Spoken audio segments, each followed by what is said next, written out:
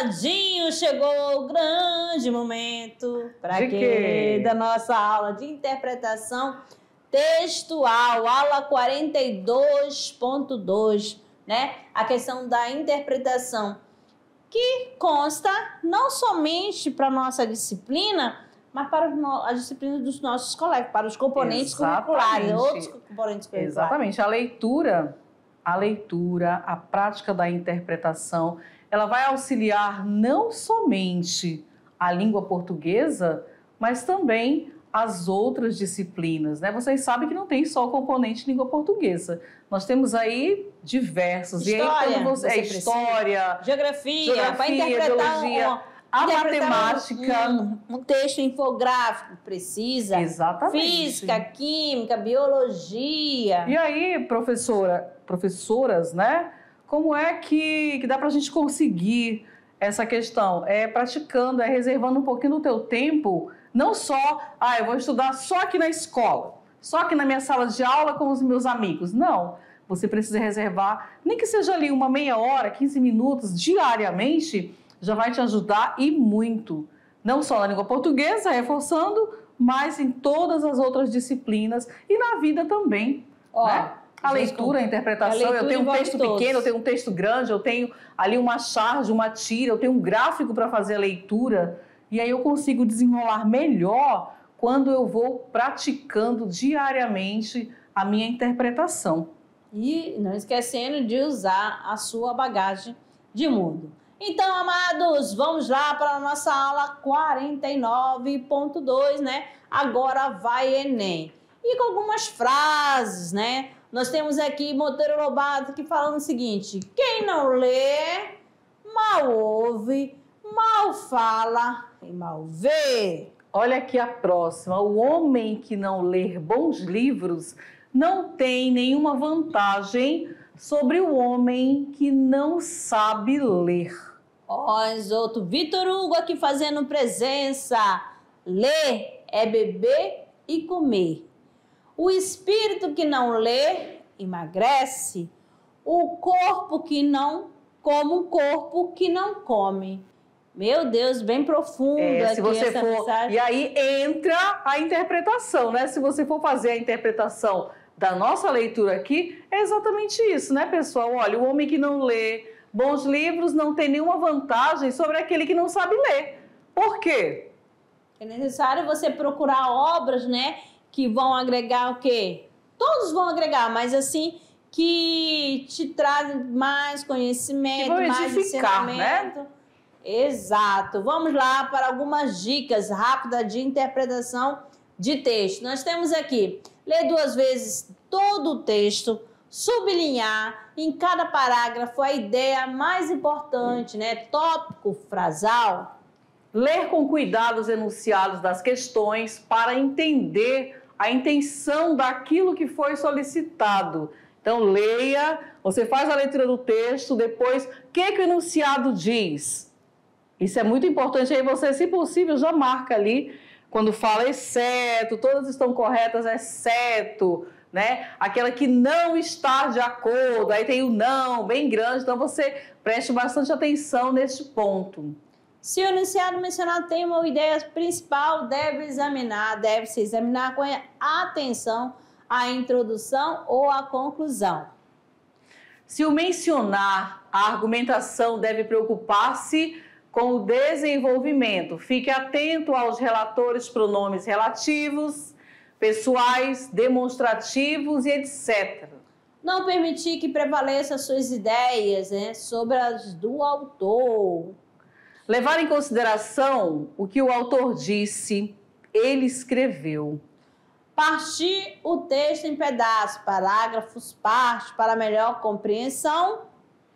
Centralizar cada questão ao pedaço, né? Já está até repetindo, né? Do texto correspondente. Escrever ao lado de cada parágrafo ou a cada estrofe a ideia mais importante contida nele. E aí, assim, sempre lembrar para vocês que a questão da leitura e as suas técnicas é muito particular.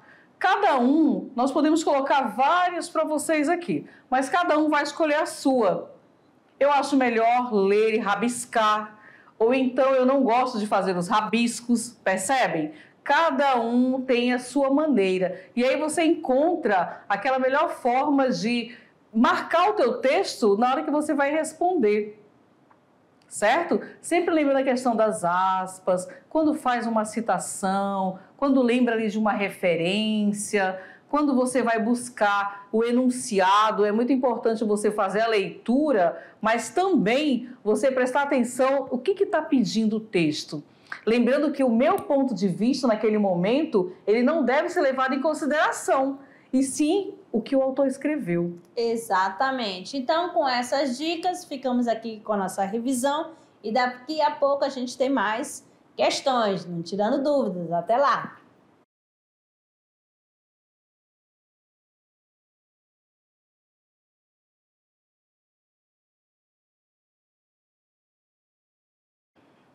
Olá, amados! Chegou o grande momento do nosso Tirando Dúvidas, resolução de atividade de sala. Vamos lá, Alessandra? Vamos que vamos! Então, nós temos aqui a questão 1. Olha só esta tirinha.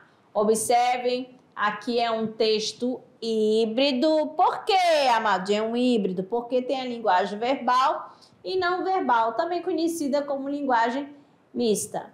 No primeiro quadrinho tem o seguinte: a internet é um tribunal com milhões de juízes e nenhum réu. A última fala da tirinha causa um estranhamento, porque assinala a ausência de um elemento fundamental para a instalação de um tribunal: a existência de alguém que esteja sendo acusado.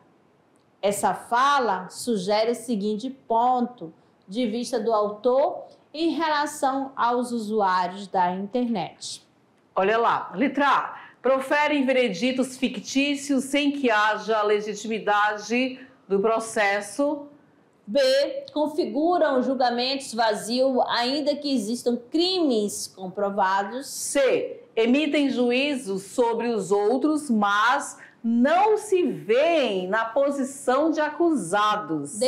Apressam-se em opiniões superficiais, mesmo que possuam dados concretos. E a letra E, nenhuma das alternativas aqui condizem, né, com a resposta. Então, A, B, C, D ou E. Nós temos aqui o gabarito letra C. Emite juízo sobre os outros, mas não se vê na posição de acusados, né? Lembra lá que nem tem vários juízes e nenhum réu?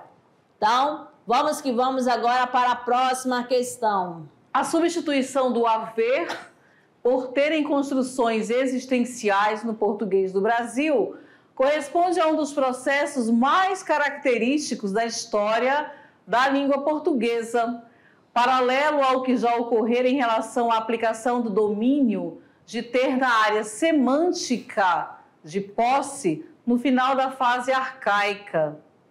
Matos e Silva analisa as vitórias de ter sobre haver e discute a emergência de ter existencial, tomando por base a obra pedagógica de João de Barros. Em textos escritos nos anos 40 e 50 do século XVI, encontram-se evidências, embora raras, tanto de ter existencial, não mencionado pelos clássicos estudos da sintaxe histórica, quanto de haver como verbo existencial com concordância. Lembrado por Ivo Castro e anotado como novidade no século XVIII por Said Ali. Então, vamos aqui ao comando da questão. Como se vê, nada é categórico e um purismo estreito só revela um conhecimento deficiente da língua. Há mais perguntas que respostas. Pode-se conceber uma norma única e prescritiva? É válido confundir o bom uso e a norma com a própria língua e dessa forma fazer uma avaliação crítica e hierarquizante de outros usos e através deles dos usuários? Substitui-se uma norma por outra? Para a autora, a substituição de haver por ter em diferentes contextos evidencia que... Letra A. Olha aí, o estabelecimento de uma norma prescinde de uma pesquisa histórica. B. Os estudos clássicos de sintaxe histórica enfatizam a variação e a mudança da língua. A C. A avaliação crítica e hierarquizante dos usos da língua fundamenta a definição da norma. A D. Já veio com a resposta, mas não tem problema. A adoção de uma única norma revela uma atitude adequada para os estudos linguísticos. E aí, comportamentos por isto são prejudiciais à compreensão da constituição linguística. Aí, o gabarito letra A, vamos voltar aqui, diz o seguinte: o estabelecimento de uma norma prescinde de uma pesquisa histórica. Por isso, gabarito letra A. Questão 3. Aquenda o Pajubá. Conheça o dialeto secreto utilizado por gays e travestis. Com origem no Iorubá, linguagem foi adotada por travestis e ganhou a comunidade. Nhaí Amapô, não faça a louca e pague o meu acué. Deixe de é que, senão eu puxo teu pincumã. Entendeu as palavras dessa frase? Se sim, é porque você manja algumas coisas de Pajubá. O dialeto secreto dos gays e travestis. Adepto do uso das expressões, mesmo nos ambientes mais formais, um advogado afirma: é claro que eu não vou falar durante uma audiência ou numa reunião, mas na firma com meus colegas de trabalho, eu falo de acué o tempo inteiro. Brinca. Então, olha lá. A gente tem que ter bastante cuidado. Bastante cuidado? Só que não. A gente tem que ter cuidado de falar outras palavras, porque hoje o pessoal já entende, né? Tá na internet, tem até dicionário. Comenta. O dicionário a que ele se refere é o Aurélia. Olha só, a dicionária da Ungo Afiado, lançado no ano de 2006, escrito pelo jornalista Ângelo Vippe e Fred Lieb. Na obra, há mais de 1.300 verbetes, revelando o significado das palavras do Pajubá. Não se sabe ao certo quando essa linguagem surgiu, mas sabe-se que há claramente uma relação entre o Pajubá e a cultura africana, numa costura iniciada ainda na época do Brasil colonial. Vamos lá ao comando. Da perspectiva do usuário, o Pajubá ganha status de dialeto, caracterizando-se como elemento de patrimônio linguístico, especialmente por... Letra A. Ter mais de 1.000 palavras conhecidas. B. Ter palavras diferentes de uma linguagem secreta. C. Ser consolidado por objetos formais de registro. A letra D. Ser utilizado por advogados em situações formais.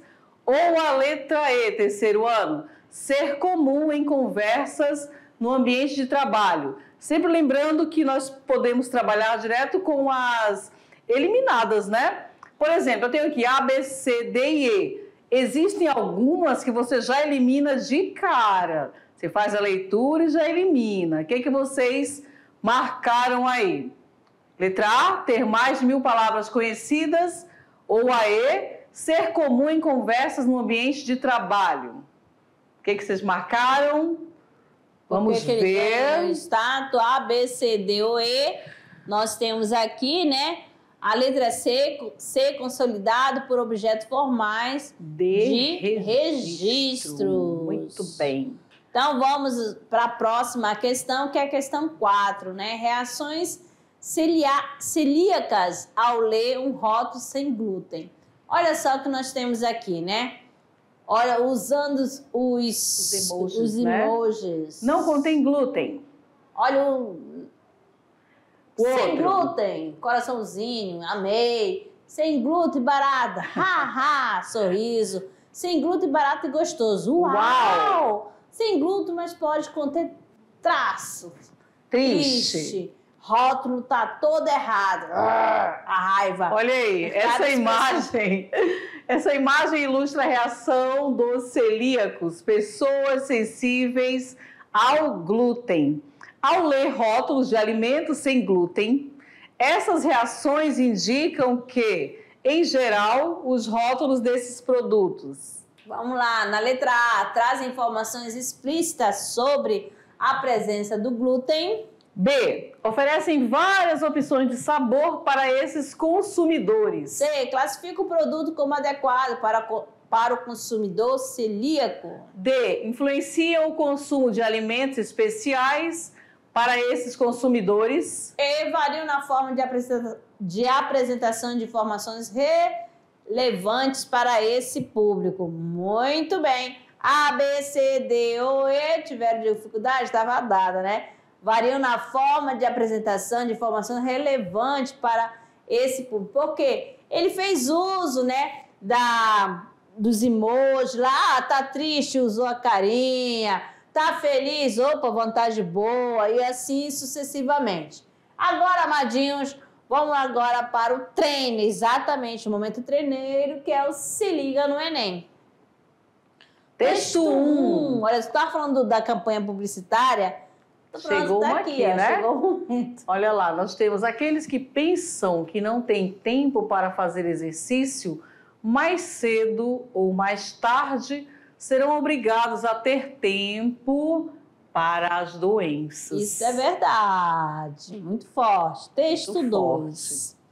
Imaginemos um cidadão residente na periferia de um grande centro urbano que diariamente acorda às 5 para trabalhar, enfrenta em média 2 horas de transporte público, em geral, lotado, para chegar às 8 horas ao trabalho. Termina o expediente às 17 horas, chega em casa às 19 horas, para aí assim cuidar dos afazeres domésticos, dos filhos, etc. Como dizer a essa pessoa que ela deve praticar exercícios, pois é importante para a sua saúde? Como ela irá entender a mensagem da importância do exercício físico? A probabilidade de essa pessoa praticar exercícios regularmente é significativamente menor que a das pessoas da classe média alta, que vivem outra realidade. Nesse caso, a abordagem individual do problema tende a fazer com que a pessoa se sinta impotente em não conseguir praticar exercício e, consequentemente, culpada pelo fato de ser ou estar sedentária. Então, aqui é aptidão física e saúde na educação física escolar. Então, vamos lá. Tivemos o texto 1, o texto 2, o segundo texto, que propõe uma reflexão sobre o primeiro, acerca do impacto de mudanças no estilo de vida na saúde, apresenta uma visão. Letra A. Medicalizada, que relaciona a prática de exercícios físicos por qualquer indivíduo à promoção da saúde. Letra B, ampliada, que considera aspectos sociais intervenientes na prática de exercício no cotidiano. C, crítica, que associa a interferência das tarefas da casa ao sedentarismo do indivíduo. D, focaliza que atribui, ou melhor, focalizada que atribui ao indivíduo a responsabilidade pela prevenção de doenças. Ou a E, geracional, que preconiza a representação do culto à jovialidade. Então, amadinho, A, B, C, D ou E, nós temos aqui o gabarito letra B, que é ampliada, que considera aspectos sociais intervenientes na prática de exercícios no cotidiano. Certinho? Vamos lá então, amadinho, para agora nossos clubes de leitura. Como estão as leituras, né? Ela tem acontecido. Como é que vocês aí estão? Já tivemos a unidade 1, a unidade 2. E agora a unidade 3, a unidade 3, com Macunaíma. Já começaram? Já pensaram sobre Macunaíma? Então, vamos lá agora, vocês da escola, mostrando aqui para vocês Olha, turminha, afastar um pouquinho. Cadê? Rosana Cinta Larga, Espigão do Oeste.